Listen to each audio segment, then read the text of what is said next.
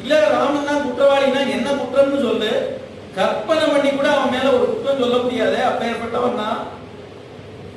பரிவாதோ அபவாதோ வா ராகவே நோபபத்யதே சத்யேன லோகாந்தயதி தீனா தானேன ராகவஹ குருனு சுஷூஷயா வீரோ தனுஜாய் விசாத்ரவான். தன்னோட சத்தியம் தன்னோட குணத்தாலே உலகத்தை ஜெயிக்கிறவன் ஆச்சு அவன். அவன்கிட்ட பரிவாதமோ அபவாதமோ யாருமே சொல்ல முடியாது. பரிவாதம்ங்கிறது ஒருத்தர் மேல பழி சொல்றது, வழி சொல்ல முடியாது, வீண் பழி கூட சொல்ல முடியாது.